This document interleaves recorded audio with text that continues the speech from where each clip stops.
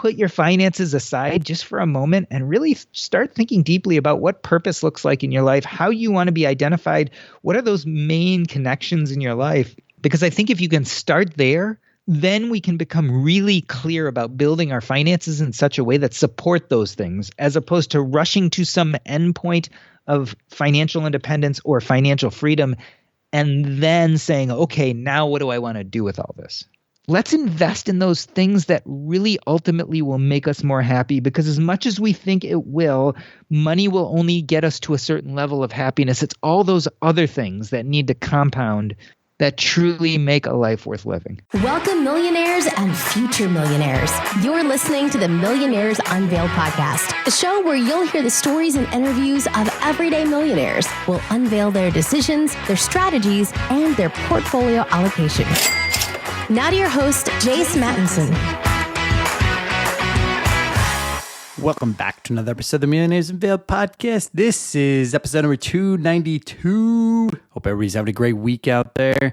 We're about to start swinging into summertime. I know lots of schools are going to be getting out this month or early next month, and going to be getting into the summer months, summer travel. Hope everybody's got some great plans for that. I know much of the country is excited for some warmer weather, as am I, although it's been a pretty decent spring here in Texas. I got a couple questions this week that I kind of wanted to address. I guess probably haven't reviewed this on the show for quite some time, surrounding how the guest selection process works and how we get guests. So I thought I'd just dive into that a little bit. I know we got a lot of new listeners, especially on Spotify recently. So yeah, I mean, it's all volunteer. Definitely appreciate those that volunteer to come on the show, because without them, we probably wouldn't have much of a show, if any. And the other thing is, there is an intake form and a process. Usually we, have a couple emails exchanged in some cases. And then, we have an intake form that we get into detail. We do not audit any of their finances or look at any of their statements or whatever. We take them, on face value in that regard. So it's possible that somebody may be, fibbing or numbers may be out. But the integrity of our guests, I think, is pretty dang high. I don't think I've ever felt that there were some that were, fibbing or extending their numbers by any stretch of imagination or anything. Obviously, with real estate and business valuations, sometimes those become, difficult to really get to the bottom of. But at any rate, I think most of our guests do a really, really good job of that. And then, we record an episode, and in some cases, they don't ever get released. So there's kind of a little bit of in some cases, if we don't feel like the episode is valuable for our audience, or if, the guest, ended up not wanting it to go out for whatever reason or whatever, then we don't. And so, we do have quite a few that we have over the last several years that we have recorded and have never released. So hopefully that gives you a little bit insight on how we select guests and where they come from. Yeah, and if you'd like an episode, leave a review for us. It's a great way to thank the guest for them coming on the show. They don't get paid and are willing to share a lot of this information and their personal stories. So it's one way to show your appreciation for them and the show is by leaving a review and a rating. Appreciate those that have done that so far. We continue to get some more of those. Since we've been having more and more engagement on Spotify, and there's some cool tools and resources, I am going to start playing around with some of those, either some Q&A things and some polls. So if you're listening on there or want to participate in those, go check that out. I'll try to get a little bit more engaged with those on there. But it seems like it's some pretty fun things that we can do with kind of the Spotify platform and where our podcast gets published to. So once again, if you'd like to be on the show, send us an email, millionairesunveiled@gmail.com. And as I mentioned earlier, we'll get time set up and go through the intake form and all that, and get things set up and get rocking and rolling. So this week we've got Doc G. We get a returning guest. Some of you may have remembered him. I think his original episode was, early days of the podcast. We had him on episode number 28, so several years ago. And then we did have another follow-up episode 151. Did a little, and for those that are going back into the history, into the archives here on, let's see, this was in 2018, net worth was at 6.5. And then a couple years later, net worth was 7.5. And then we get into the interview with Doc G today. Net worth is probably hovering around 10. He admits that he probably peaked at a little over 10, but he's since kind of taken a back seat with a lot of his career, and is probably just below or around 10 million now. Crazy enough, he sold all of his real estate in the last couple of years as he's moved into a new phase of his career and life, and other than his primary residence, and then he's got most of that in the stock market now. So we get into a little great discussion with him about that and kind of the mindset shift and change as he's moved on from being a physician to more of a things that he enjoys and is spending his time doing now. Still working, still, earning an income, but in a much different manner. And we get into that detail with him. Last week we had Nicole. Her net worth was $5.6 million. Yeah, so great episode with her about selling a couple businesses as a business owner and a nurse practitioner. Go check out that. That's episode number 291. Without any further delay, let's get into the episode today with Doc G. Doc G, what's going on? How you doing? Jace, it's great to be back. This is one of my favorite shows because I feel like you guys uncover the secrets of millionaires. So I'm so happy to be a guest again. So I was going back you've had quite the journey in the last couple of years. So I guess probably to start off with, let's give everybody a life update. What are you up to now as you've kind of moved into this next phase of your life and career? So I've really transitioned out of the career phase, so to speak. So I was a busy practicing physician. I had my own private practice. I was doing a lot of nursing home work as well as hospice work. And I got to the point where I realized around 2018 that I was not enjoying work nearly as much as I wanted to. I was getting really burned out, and I got my finances in order and realized I had enough that I didn't need to work so aggressively. And that started the process of subtracting out those things in my work environment I didn't like. Eventually, I got rid of my practice. I got rid of everything except hospice work. And now I do it as a medical director of a hospice where I manage teams. So I work about 10, 15 hours a week. I'm a consultant, so no nights, no weekends. Really, I'm my own boss. And it gives me complete control to pursue things that I really enjoy. In this case, things like podcasting. And I just wrote a book and all these kind of things that fulfill me a little more than I was feeling fulfilled when I was burning out at work. Wow. So I was looking back, episode 28 was the original appearance, which is like the early days of the show. Net worth at that time was 6.5. Where did you peak out, or I guess maybe where you are now, and what has happened going from 6.5 to that next level? So I peaked out at about 8 figures. So I think there's a time where we hit around 10 million. And then, of course, parts of the economy dropped out. I'm heavily stock invested. And so I'm probably a little bit below there now. So not where I started, but probably not at my height either. Somewhat in between. In the meantime, I had about 5 doors in my real estate portfolio, and I got rid of all of them but one. And really, strangely enough, I spend a lot less time thinking about money specifics per se. So I spend a lot less time looking at my net worth and looking at my accounts, and a lot more time thinking about kind of what having the safety and having some money and net worth allows me to do. I mentioned that you got rid of the real estate. Why did you do that first of all? And then what did you move that money into? So I was self-managing these units, and during COVID, everything went wrong. So I had a number of these were condos, and I had a condo in a really nice high rise, but it ended up getting cockroaches. Someone brought cockroaches into the building. And so I had my tenants who were dealing with a cockroach infestation. They were forced to work from home because it was COVID times. And the building had also been sanctioned by the local government that they had to do some facade changes. And so there was 8 months of loud noise while they were doing major construction changes to the front of the building. And so, for instance, and this is just one of my units, these poor women had to live with cockroaches, were trying to work from home, had constant noise from 9 to 5 in the building. And it was just stress, dealing with them, trying to figure out how to make them feel whole, trying to figure out the cockroach issue and how we were going to actually get the unit free of cockroaches, which was not easy. And that was just one unit. And another unit we had a problem with this is in Chicago and it's in the city, and they're having all sorts of problem with mice and rats. So there was a problem with rats with another one of our units. And these are really nice units in nice areas.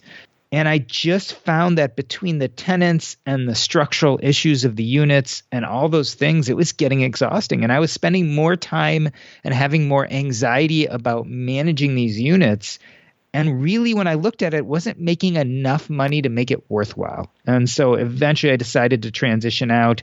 I sold the units, and the grand majority of that went into the stock market. So no 1031 into primary residence or anything like that, just straight to the taxable brokerage? So I had been 1031ing up until that point, but at some point, unless you want to buy another investment property, the rules around 1031 are really, really strict. And since I wanted to be out of real estate, it didn't really give me that many different options of what I could 1031 into. So I finally decided to just take the hit and pay the taxes, because unless I was going to continue 1031ing these until I died and passed it on to my children, I was going to take the tax hit at some point anyway. Interesting. So plowed that into taxable brokerage. And now, I guess from an asset allocation standpoint, I mean, how do you think about that? Are you happy with where things are at as you moved into this next phase? Is there any changes that you've wanted to make, maybe that you haven't yet or that you're waiting to, depending on where the market goes? So that's the thing, is you think a lot about diversity, right? So when I had real estate, I had the great option of being diversified, having actual real estate as well as stocks and bonds, etc. I have some collectibles. I own my own house. I have some other things, but ultimately, when I got the money out of real estate, I had to ask myself this question, well, are you diversified well enough? So I'm an index investor, right? So I know that I'm fairly well diversified in stocks. I own some bond funds and some international stocks, so I'm a little bit well diversified there. But assets outside of the stock market and bonds, I don't have a lot besides my house and my cars and those type of things. But I have another magical bullet, which really, to me, solves the diversification problem. I still have income. So although I pulled away mostly from doctoring, because I have the skill set and I have an MD, it's a fairly sought after degree, I can make money, often a decent amount of money, by doing very little work. So by doing the 10 or 15 hours a week of hospice work, plus I consult with a few companies that takes almost no time, I make a decent amount of money. And that really protects me from the ups and downs of especially the stock market. My wife also has not been ready to retire yet either. So we feel ultra safe because we have income above and beyond what we're getting from our investments. And so the loss of a little bit of the diversification from leaving real estate doesn't weigh on my mind too much. Did you have a party when you moved on? From which? From real estate or from doctoring? Both. So I had a little mental party when we stepped away from real estate, because that was really a lot of stress that was off my mind. There are positives and negatives. Like, being a doctor was an incredibly positive thing in my life, even though I became burned out by it. So I was ready to leave when I did, but I don't want to take lightly the fact that it really added to my life. It created a huge amount of financial powder, right, that could fuel the rest of my life. And it allowed me to do important things and touch people's lives and help them. And so, I'm never going to feel badly about that. And in a sense, I can say a lot of the same things about real estate. Real estate, when we first got into it, really did help our financial cause. It taught me a lot about life. I learned how to buy and sell real estate. I learned how to be a landlord. Even though by the end I was done with both of those things, I don't think I'll ever regret doing them, because they added so much just in my knowledge set, and they helped me out financially. So no, I didn't have a big, huge party blowout. I mean, it wasn't like I was totally relieved, but I was happy to be ready to leave that part of my life behind and move forward. So as you look out, I guess, over the next decade, you've kind of had this transition. I wouldn't call it retirement per se, but you're moving in that direction where you've retired from your main gig for many years. What does it look like, as you move forward? I mean, is your spending changing? is anything changing as it relates to your finances and mindset outside of the things that you're focused on? And as you mentioned, you're just not as into the weeds of your finances anymore. So I've really changed my focus to pursuing those things that feel real purposeful and interesting to me. So I think a lot of us spend, especially the beginning of our life, in these jobs where we might like part of it or even like a lot of it, but we also spend a lot of time doing things we don't particularly like, right? Maybe it's because we're working for an employer. Maybe it's because we have clients. We might be employed by ourselves, but our clients ask for things we don't necessarily want, et cetera. When you get to the point where your finances become stable, it really gives you the option of looking at your life and saying, well, how am I kind of filling my time? And how do I put more things into those time slots that I care about, that are purposeful, that I like to do? How do I get rid of the things I don't like to do and fill up my time with things I do like to do? And so that's really how things have changed, is I'm able to live a lot more of a kind of natural life where I wake up when I want to wake up. I go to sleep when I want to go to sleep. I work on the things that are important to me, and I either outsource or avoid the things that aren't important to me. And that's made a huge difference. It's a very different life to live. I imagine many people who are listening to this, they work a 9 to 5, they work Monday through Friday, maybe on some Saturdays, but it's just a different life when you don't have to be part of that normal schedule. Like, I work on my own podcast, but I might work on that on Sunday night or Saturday morning. And yet on an odd Thursday afternoon, I might be out in the park reading a book. And so being off that kind of 9 to 5 schedule, doing things a little more naturally based on my own rhythms and the things I want to do, it just created a much different life, and certainly a different life when it comes to thinking about money and spending. When I was really busy and working, we'd take these huge grand vacations. And part of the reason was I was so stressed out that I felt like I had to treat myself by getting out of the country or going somewhere like Mexico and spending lots of money on a huge, expensive resort, those kind of things. When you're living a little bit more naturally, where you're not spending a lot of your time based on someone else's schedule, but doing what you want to do and how you want to do it, you don't feel that stress. Like, you don't feel the need to go out and splurge. You don't feel like you need that quick hit of dopamine that sometimes spending gives you, because the rest of your life is being lived the way you want to do it. So I spend lots less time thinking about money. It doesn't interest me nearly as much, and I don't spend as much time thinking about it, and spend a lot more time just thinking about how I'm going to live my life. Are there any big surprises that you've had as you've made this transition? There are a few surprises, right? So the first big surprise I think a lot of people have is there is a moment of exhaustion when you get to this point where you're like, I have enough money and I can pull away and I'm going to leave from work. And all you really want is rest and relaxation and to be done with difficult things. And so that lasts for a certain amount of time. What's interesting is being at this stage in life doesn't mean you stop striving for things. Like, I'm still achievement oriented. I still have goals. I still want to accomplish things. Sometimes hard things, sometimes things that do cause some stress and anxiety. I guess the big difference is that these are now things of my choosing. Like, no one else sets my agenda but me. So if I decide, for instance, I want to write a book or another book, that might be stressful. There might be lots of ups and downs.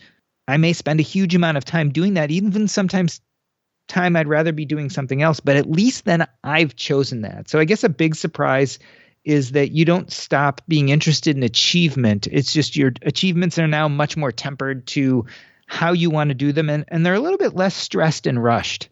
So I think when I was in the midst of my work life, it was like you always wanted to get where you're going and you wanted to get there fast. Now I have all these things I'm interested in doing, but I'm okay with it taking weeks or months or years, whereas I used to want it now, I think, when I was busy in my 9 to 5. What things are you looking forward to as you redesign some of your life and lifestyle? Oh, I mean, there are tons of things. Like, so I work a lot on my podcast, the Earn and Invest podcast. So I'm always excited about who I'm going to be interviewing and how I'm going to build the podcast and change it. So that's big for me. Another one was this book I wrote, Taking Stock, about what I learned as a hospice doctor about personal finance and life and wealth and living a regret-free life. That was very exciting to birth that project to write the book, eventually to market it and get it out there.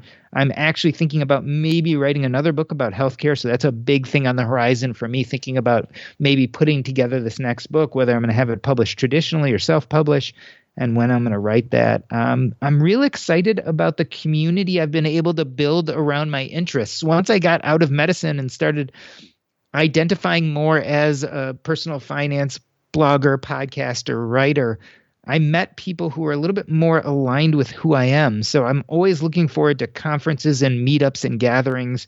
And so I have a number of those coming in the future, as well as public speaking events. And so the number of things I look forward to actually has increased as I'm able to follow a little bit more of my own passions and doing those kind of things I'm excited about.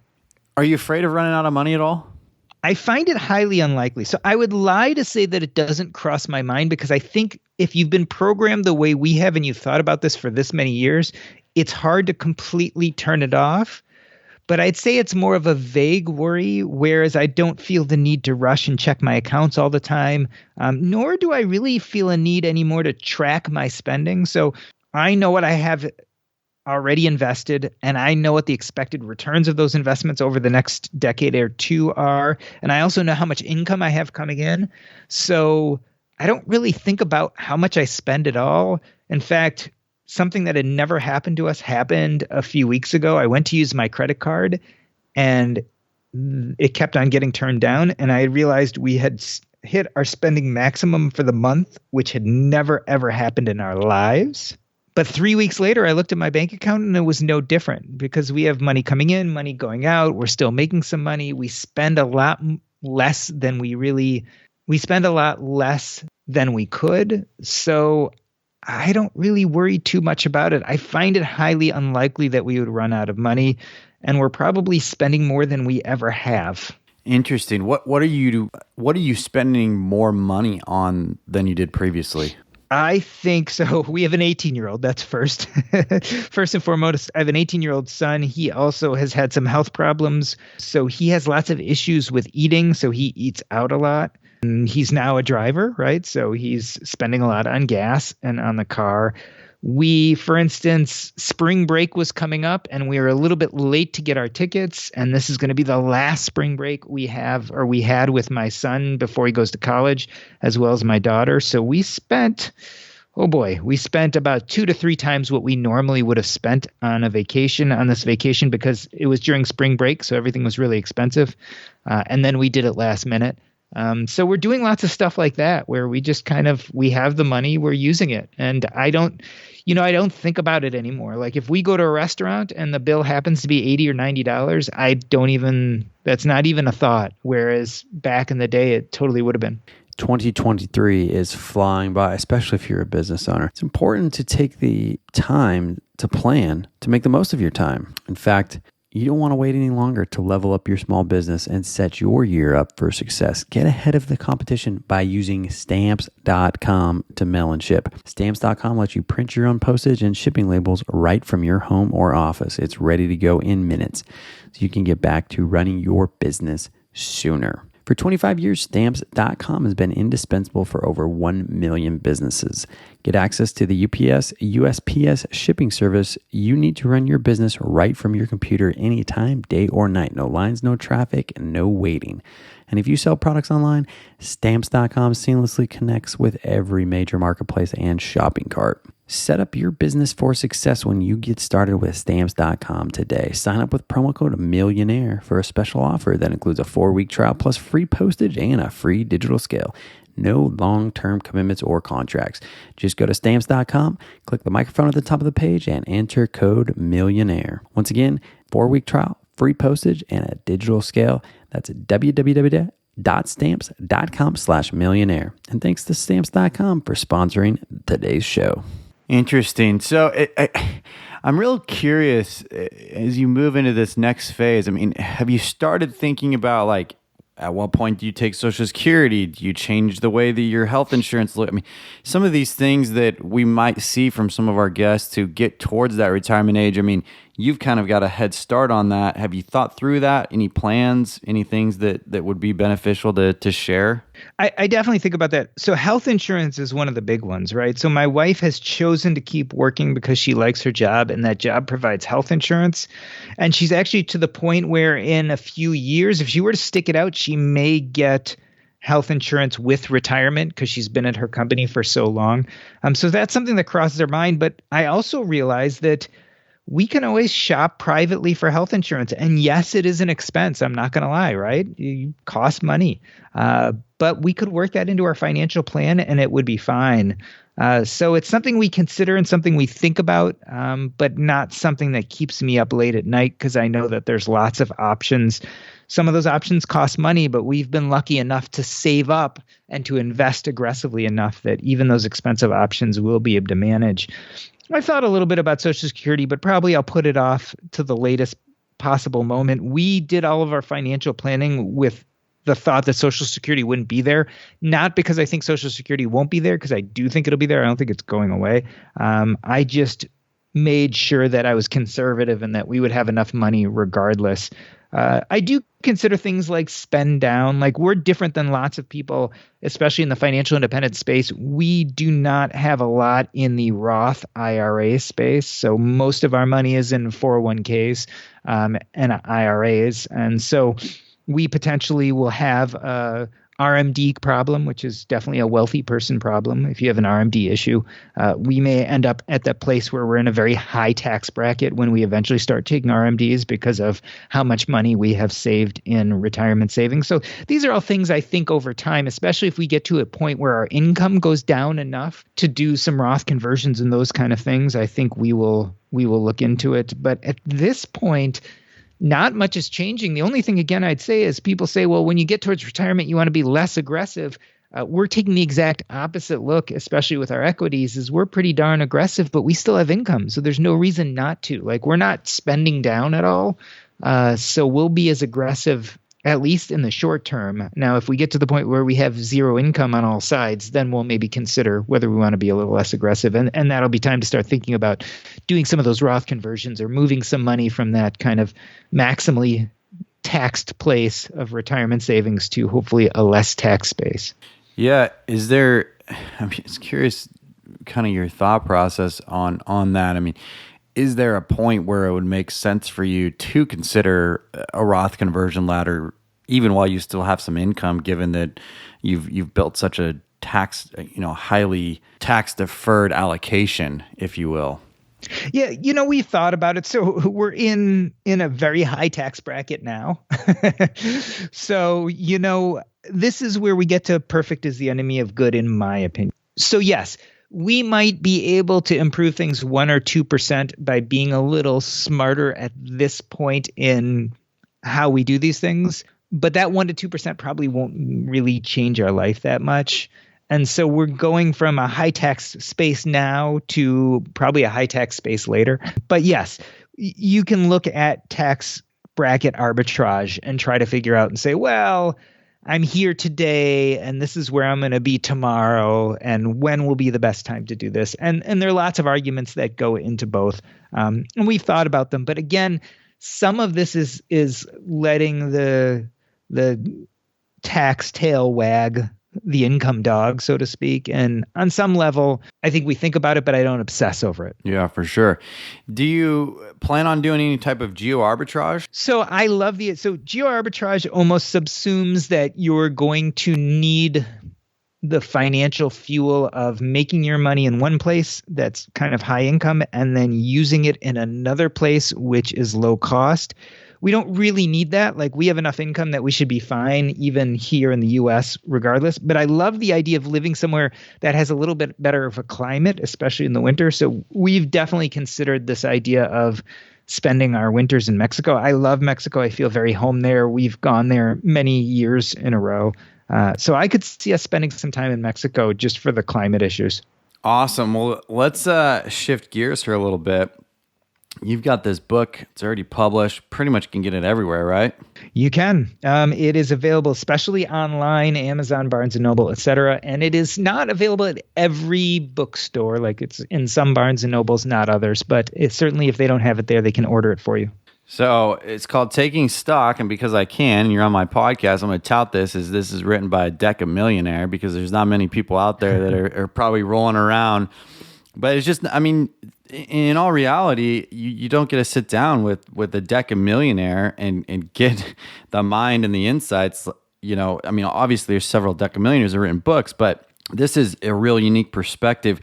Why did you decide to do this? And I guess maybe what are some of the highlights and the top points that you wanted to kind of come about from readers who read this book?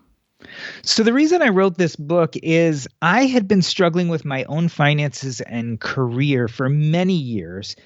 And I got sent the book, The White Coat Investor by Jim Daly. I was writing a medical blog at the time, and he wanted me to look at his book in 2014 and write a review for my medical blog. And I read his book, and it was the first time someone gave me the vocabulary to realize that I was financially independent. It was something I had never really understood. And all of a sudden I read his book, and I'm like, oh, wow, I have enough money. I don't really have to work anymore.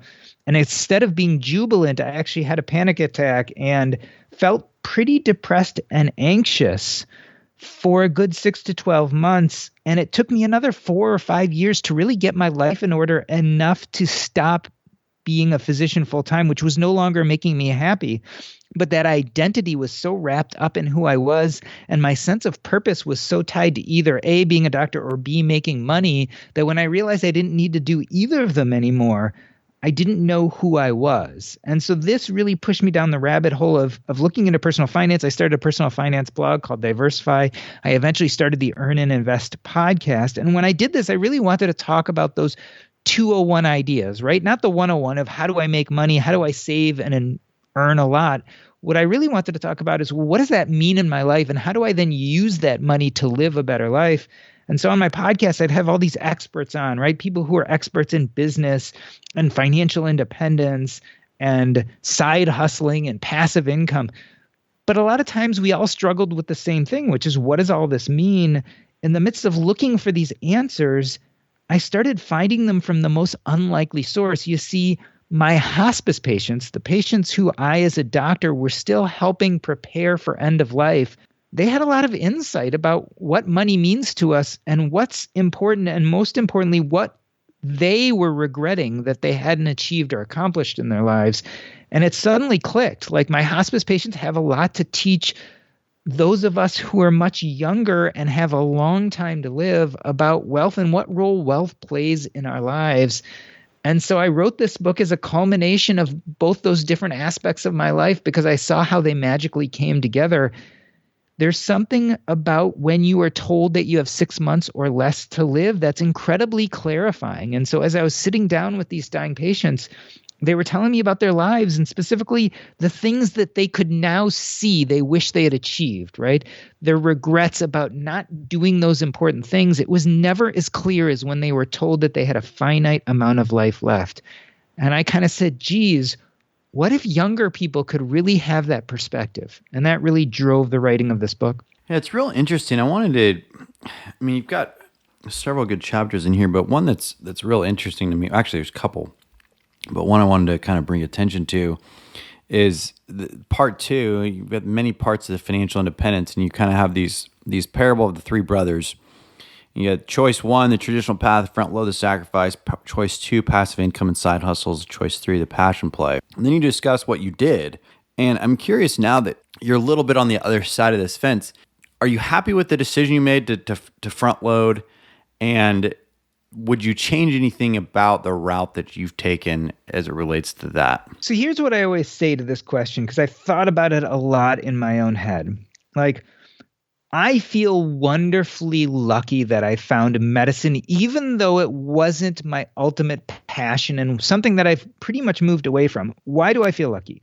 Well, one is I was able to front load the sacrifice. What that means is I worked really hard. I grinded it out. I made a lot of money. I put that money in the stock market and real estate, and that's what's now fueling my retirement. So I'm incredibly lucky that I had such a well-paying job that I was good at that got me to this place financially. I'm also incredibly happy and lucky that I got to be a doctor for, 2 decades, which meant that I got to show up every day and hopefully be there for people, sometimes at the worst times in their lives, And I got to affect change for these people. I got to help them get better when that was possible. And when it wasn't possible, I got to palliate and ameliorate their suffering and be there for their families. So I'll never feel bad about that, even though now looking back, I could have done other things, right? I always had a penchant for business, and I love to be a communicator, and I love podcasting and writing. There's certainly other career paths I could have taken that maybe were more fitting with my identity, but I can't imagine being where I am today, which is pretty happy, without going through what I had gone through. Now, the other perspective on that is if I had taken some of my own advice from this book, Taking Stock, the advice is that first think about purpose and identity. And once you do that, then start building a financial pathway vis-a-vis the three brothers, the parable about how we go about building finances. If I had been smart enough to think a little more about purpose, I might have built a better career in the first place. So when I started in medical school, one of the first things I did was volunteer in hospice because my father had died when I was young. So I felt connected to people dealing with death and dying. So I volunteered in the hospice my first week of medical school. The first patients I ever saw were through hospice, and it was something I was really good at. Now, if I was a little more in tune with my sense of purpose, I might have said, this is something you're good at. This is something you're passionate about. Why don't you pursue a career being a hospice doctor? But I wasn't in touch with my purpose. So I pursued a career doing general internal medicine, doing all sorts of other things because they were more lucrative, or I thought they were more exciting, or I thought they fit me better. If I had been more in touch with my love of helping people at the end of life, maybe I would have started my career there. Maybe I would have never burnt out. I certainly wouldn't have made as much money, but maybe I wouldn't have been trying to escape my job, and it would have taken me longer to get to a good financial place, but I would have been loving what I was doing every day, so that would have been okay.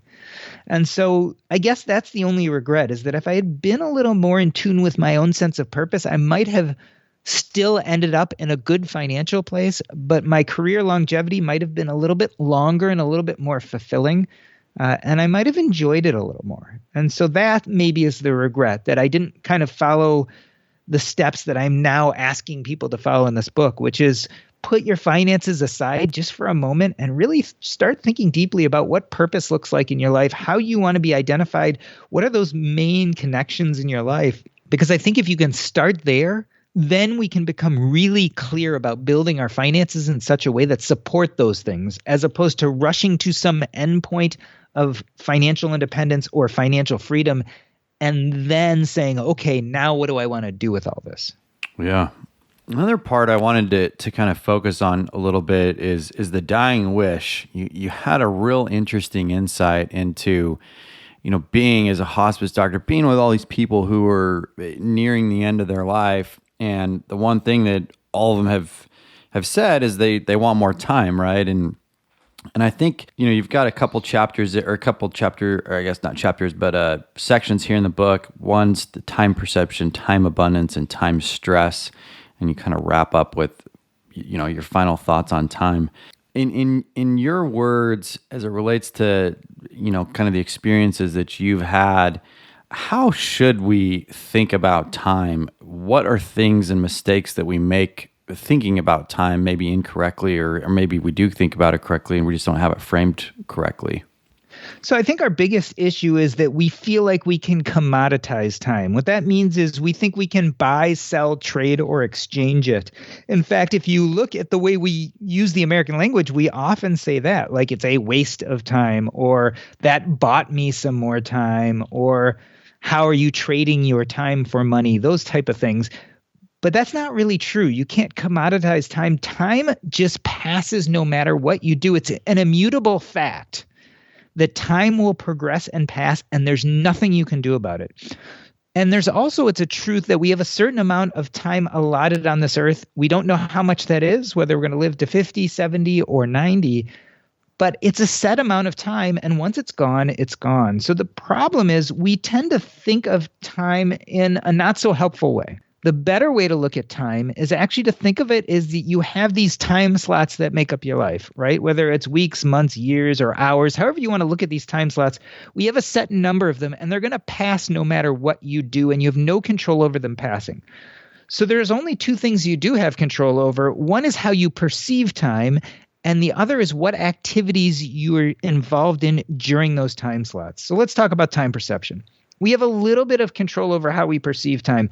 If you doubt me, I can say put a stopwatch on and hit the stopwatch and wait 5 minutes. And think about how that 5 minutes passing felt. Now, I want you to do the same thing, except I want you to get into a plank. You know what a plank is, right? When you're crouching on the floor and it really works your core muscles. Get into a plank pose and then hit that stopwatch and wait 5 minutes. And then at the end, tell me which 5 minutes felt longer, the 5 minutes while you were just sitting there or the 5 minutes while you were planking. My guess is, because planking is pretty painful for most of us, that the 5 minutes you spent planking feels a lot more like it was longer than the 5 minutes when you were just sitting there watching the clock. And so this is time perception. And so we know, for instance, young people tend to seem to perceive time as forever, right? When you were a little kid, it was like a summer was forever. Whereas when you're my age, almost 50, the summer goes by like this. Months and years pass incredibly fast. So we can mess around with the things like time perception a little bit. So for instance, when you front load the sacrifice, what you're really doing is you're doing the hard work while time feels like it's forever, so that when you're older and time is flying quickly, you actually have a lot more availability to do things you want during that time because you front loaded the sacrifice and got your finances in order and can do what you want to do. So that's messing with time perception. That's kind of one thing we have a little control over. The other thing we have some control over is what activities we place in those time slots. And this is what I think is really clear and how people get it wrong. If you are not being thoughtful about purpose and what's important to you, you are not going to fill those time slots with things you really want to do. You're going to fill them up with work and things you're required to do, or maybe even just, things that you're passing the time with because you don't know what you should be doing. But those time slots are really precious. And so if we start getting really clear about what purpose looks like in our life, we can then start trying to transition as many of those time slots as possible into things we like doing and subtracting or getting rid of all those things we don't like doing. And so to me, that's really how we should think about time, is how do we utilize those time slots to the best of our joy and fulfillment and purpose? How do we fill them up with things we really like doing and get rid of those things we don't like doing? And I think that's the kind of best way to start thinking about time. Interesting thoughts there. Thanks for sharing. You wrap up the book here with a couple interesting things, but this chapter is titled Investing Tips from a Hospice Doctor. And the last few sections, I'm just going to read these off. Investing tips from a hospice doctor. Invest in yourself, invest in education, invest in other people, invest in children, invest in physical and mental health, invest in the market. Why did you choose to sum up the book with all of those? So here's my thought. We use these terms with investing, like compounding and dividends, right? And so we're really busy spending all our time thinking about how do we get money into the stock market? How do we get money into real estate? How do we use our money and put it in a place where it can compound and eventually give us dividends? And those things are going to nourish us. Well, I want to turn that around and say, you know what? Investments in money and equities and bonds and real estate, well, they're not the only thing that compounds. When we invest in our education, when we invest in our children, when we invest in experiences and love and joy, those things compound too. And as we get older, that compounding creates dividends in the form of memory and love and connections.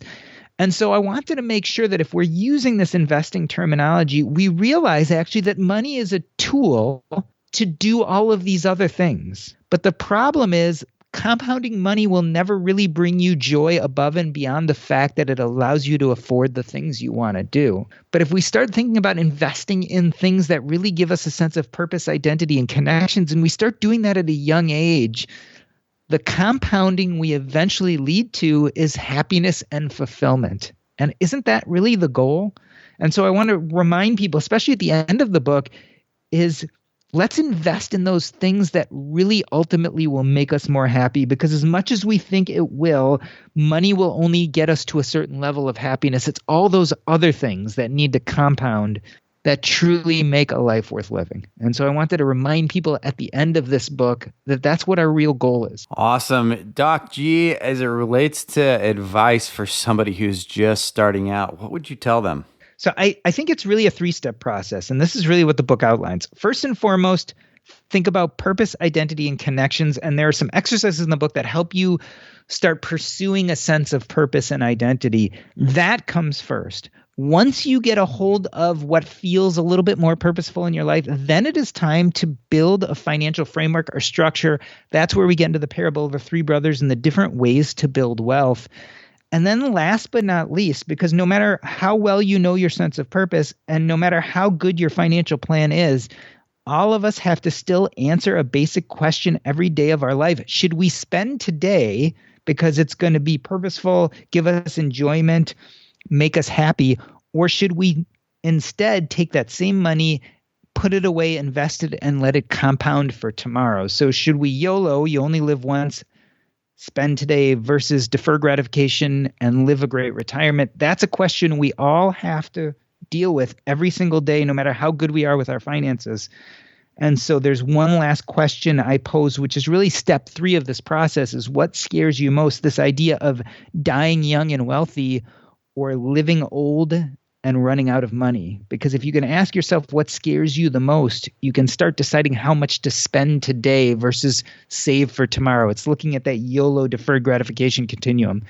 And I think asking that question is the only real way to parse it out, because you nor I nor anyone really knows when they're going to die. So we don't have a definitive answer. If I knew I was going to die in 10 years, then I could plan my spending out so that I ran out of money right in 10 years and got to use everything to its fullest. Since we don't know that big question, we have to ask ourselves that proxy, which is what scares us most, and then start making decisions about how to spend meaningfully today as well as save for tomorrow. Good deal. It's Doc G. Taking Stock is the book. You can get that on Amazon, Barnes & Noble, any of the local booksellers. Thanks for coming on the show again. Thanks for having me. It's been a blast, man.